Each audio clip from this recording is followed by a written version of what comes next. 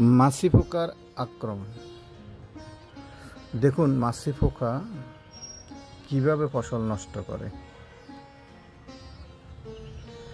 আজকে নষ্ট করা কুমড়ো পালালাম 8টি।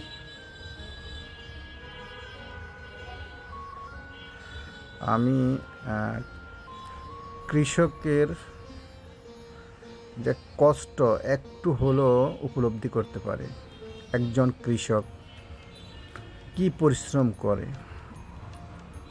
মাঠ থেকে ভোক্তার কাছে ফসল, সবজি বা যে কোনো ফসল পৌঁছায়, তারা কি ন্যায্য মূল্য পায়? একদিকে পোকার আক্রমণ, অন্যদিকে ঔষধের যে মূল্য,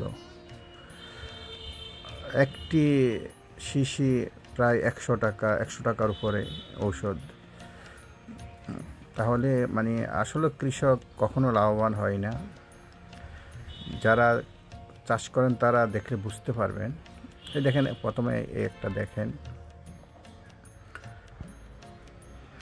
এখনও মশলা গাছে প্রায় 10-15টা কুমড়ো আছে। তো এগুলো পাই কিনা সন্দেহ। আর আমি সবসময় একটা জিনিস চাই যে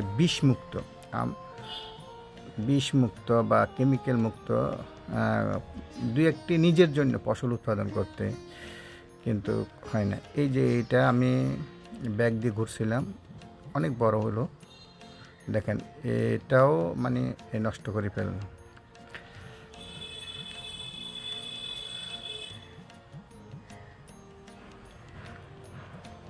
দু তিনটা গাছ আছে কুমড়ো গাছ, তো এই গাছে সবচেয়ে বেশি, এই গাছে প্রায় এ পর্যন্ত প্রায় 50টির উপরে কুমড়ো আসছে আমার ধারণা, কিন্তু একটি কুমড়ো আমরা খেতে পারিনি। সব মাছি পোকা নষ্ট করে ফেলে সবগুলো। তারপরে আছে কাঠবিড়ালি। পাহাড়ি এলাকায় কাঠবিড়ালি অনেক, হয়তো এটা খাওয়া যাবে। একটু বড় হচ্ছে, যে দেখেন এখানে কয়টা, বেশ কয়েকটা আছে, কিন্তু খাওয়া তো যায় না। সবগুলো এই মাছি পোকায় নষ্ট করে। তবু আমরা কিছু করতে হবে। এই যে আমি ন্যাপথলিন দিলাম, ন্যাপথলিন গ্রান আসলে কি মাছি পোকা আসে না? আসলে এটা ভুয়া। কিছু কিছু ক্ষেত্রে কাজ আসে, সব একদম না। তারপর ফেরামন ফাঁদ কিনলাম, এইটা 50 টাকা দিয়ে কিনলাম। এখানে দিলাম, একটি মাছি পোকাও মরে নাই, একটি মাছি পোকাও মরে নাই।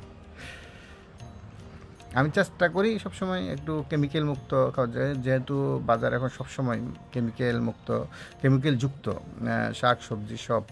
আমি দেখি আমার পাশে বাগান, এই যে সিমের বাগান, এগুলো আমার পাশে, আমি দেখি এরা কী পরিমাণ স্প্রে প্রয়োগ করে বিভিন্ন ধরনের ফসল রক্ষা করার জন্য। তারপরেও আমরা কিছু করতে হবে। হ্যাঁ, নিজেরা বাঁচতে হবে, সমাজকে বাঁচাতে হবে, দেশকে বাঁচাতে হবে।